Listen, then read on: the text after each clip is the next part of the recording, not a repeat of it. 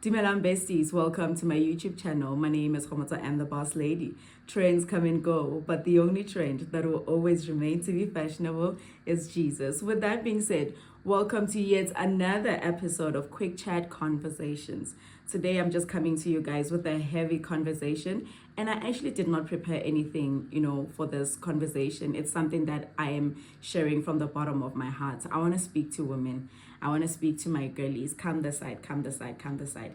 Guys, today I want us to speak about something that is honestly a very sensitive topic, something that we actually don't, speak about. Yes, we do speak about it, but sometimes we never go and, speak about it in detail and the depth of, this very same topic. There's a Zulu saying that says, please forgive me, Zulu people, if I'm going to be saying it wrong. But there's a Zulu saying that says, isisekelo somzi, sisezandleni somuntu wesifazane. That thing is honestly very deep. It is very deep. It does not reduce men in any way, but it is actually saying that women need to have more wisdom in order for them to have homes that run. And today I just want to speak about why is it that we find it so easy to trade with our values these days? Because those very same values that we are trading with are things that catch up with us later in the years. Sometimes it's not even later. It happens very soon, just here in your eyes. But why is it that we find it so easy to trade with our values? I just want us to ask ourselves that question. Why are we not walking into relationships with these men with the intention to build? But why are we already walking into failed relationships? And the reason why I choose the word failed relationships is because from the onset, we are trading with our own values. Why do we always find it hard to communicate to people that I am not looking for a short-term relationship, I am looking for a long-term relationship? Why is it so difficult for us to communicate those things? And the next question that I have is, why do we find it so difficult, to actually wait for a godly man and a godly woman, for men? Why do we find it so difficult to actually wait and pray? Why do we always have this, thing of moving with the instant feeling that we have and not wanting to even wait a bit and respect the process and invite God from the onset? And the reason why I say, why are we not inviting God from the onset, is because, Lala, what kind of a relationship are you going to have if God is not at the center of it? What kind of a relationship is that? Guys, I'm speaking from experience with the statement of saying, why are you having a relationship if God is not going to be the center of it? When how later, like Chomi, honestly speaking, when you are looking at things, do you think that relationship will get far? Do you think that relationship will be blessed? Do you honestly, really and truly think? Guys, I am saddened. There's so many things that are happening around me, and I feel that the time has come for me to actually break the silence on these things. I am a mother of 2 children, and I'm not going to come here and speak as if the decision of being divorced did not affect my children. In all honesty, it did affect them. So now today it's, I'm having someone that is entrusting me to help with their own child. And for me, instantly, it just took my mind very far. And it is touching deep within myself to say, let me speak to women, let me speak to girls.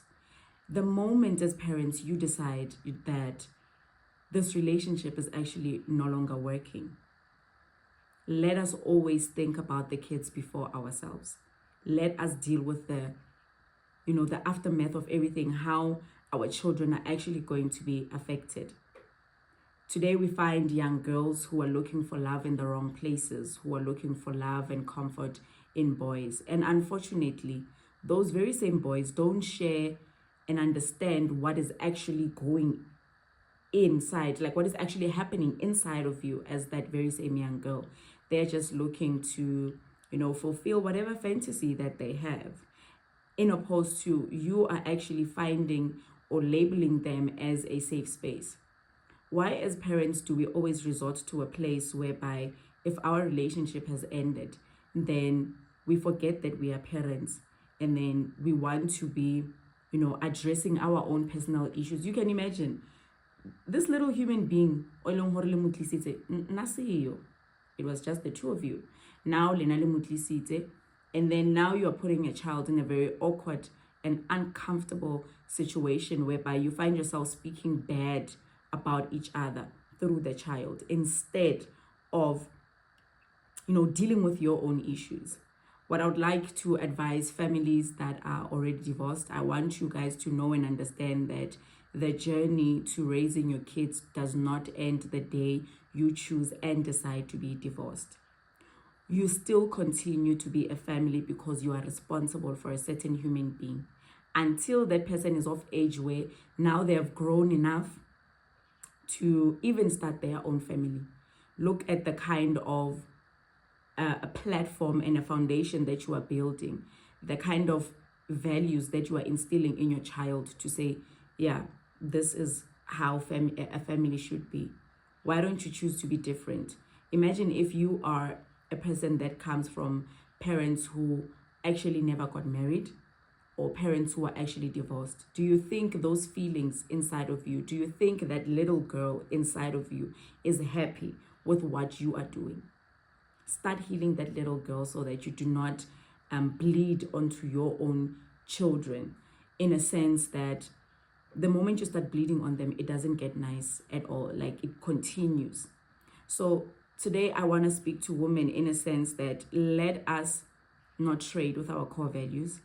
It is honestly nice for a very short time to find yourself in a relationship with someone that fits for your social media aesthetics, not for your purpose. Yes, it is nice. Social media has consumed us a lot that we are actually not seeing what is of high value. We are only looking at what is nice and what looks good for other people to see and perceive through us. But we are forgetting that there is a bigger picture and there is a future and there's a life to live. Today, may we dispel the spirit of actually wanting to keep people in our lives and in our spaces simply because they fit for what is called to be perfect and right. Today, I want to advise women to fall in love with someone's character. Yes, fall in love with character because it gets beautiful with age. Honestly, it gets beautiful. The more and more you're falling in love with a character that is befitting of you and a character that is allowing you, to have that kind of a relationship with God, someone that is ready to chase God with you. Guys, I'm not dreaming, I'm speaking reality. Imagine what kind of a home you will actually build with that kind of a person. A person that any little small thing, that you guys come across, the first thing that you think of is, let's pray. Imagine what kind of values will you be instilling in your kids without even using your mouth but your actions. Imagine that. People that fall in love and settle for beauty and dilozalifati, they often tend to hit so many walls, and they hit them very hard because 1 minute everything can be fine, the next minute things can go downhill. What happens? Put yourself in a situation or a scenario where you are married to someone who literally does everything for you, and all that you do is just sit. And when you're looking at the foundation of the relationship, you went in it because of what the person has and not who the person is. Now, the moment when God just does a 360, because we are serving a God that is, always working hard to make us better people, even though sometimes ditsela tsa hae di na le di challenge, but just put yourself in the situation. Your husband loses his job, or your boyfriend rather loses his job for a period of 6 months. Are you gonna last in that relationship? Are you gonna have peace in that relationship? That very same relationship that was built on materialistic things. you are not going to last. So imagine if in that short space of a time, in that year, you and that very same partner had a child when everything was all rosy and great. Now your partner has hit rock bottom, and it's just 6 months. And sometimes you find as a rock bottom, it's a rock bottom that comes from God. Something. Because sometimes it's not that Mudimo Habarati Banabahai, the male figure. It's not a Rabarat, Wabarat. Kanakwengo Amute Arkopa Unefati Hanyani, and Untepe, Hunalin Tweke Batang Ho once Hayon. And I'm Montawen. Imagine, no, this person is not here to build. This person is here to fulfill in toiloring etabisayen. Meanwhile, there's someone, Munyani, a small innocent child that has been dragged into, all these things. And remember, time moves very fast, and time waits for no one. There is no way that Nagoika Ema Yari mess up your life and then we'll wait for you to come back and rebuild. No. No. It doesn't happen like that. So today I just want to say to all the parents who are separated, parents who are in the process of divorce, parents who are already divorced, people who were never married but had stayed together for a very long time and have children. I want to remind you today and just give you this advice for free, and it comes from the bottom of my heart. Can we please get ourselves in a better position of fixing the future for our children? I can foundation as Mara, let us be parents who choose to remember and always know that it is our responsibility to raise our children. It does not need a third person to come in and help you solve, or guide you how to raise your children. It is never too late. We serve a God that always gives us the second chances. Let us not be proud when it comes to fixing broken things in our families and the things that we've done, to our own children. Because when they grow up, imagine the kind of a picture they have, the concept of a family they have. Because most of us take the concept of family from the kind of households that we grew up in. It is a blessing to be a person that always knows that it is okay to hit a wall and have the right tools and have the right way of how do I rise up again. So today, may we put our children first. May we prioritize their well-being. If we feel, or if you rather feel that there are things or issues that you still wanna speak about, give each other a chance, help each other heal from that chapter or from that life that you once had. Help each other to heal and close that door so that you may be able to co-parent properly.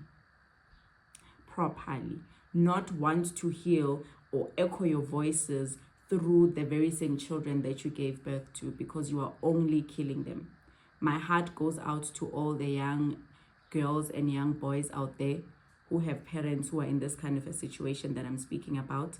I want to encourage you today that please make sure that you give your life and you dedicate your life to God, and pray and ask Him to help you to heal as well. Imagine yourself as a young girl that is advocating for all the young girls out there who are going through what you are going through, advocating for them to find healing. I hope there will be a girl that is ready and waiting to be that person who sacrifices themselves and to stand in the gap and say, I want all the young girls and boys out there to heal. Maybe there is a very high chance, not even maybe, in all honesty, there is a very high chance that you will also be healing other small girls that are living in older women as well. That is it from me today with Quick Chat Conversation. I hope this conversation was honestly fruitful. Make sure that you like, share, comment, and subscribe. May the good Lord bless you and keep you till the next episode.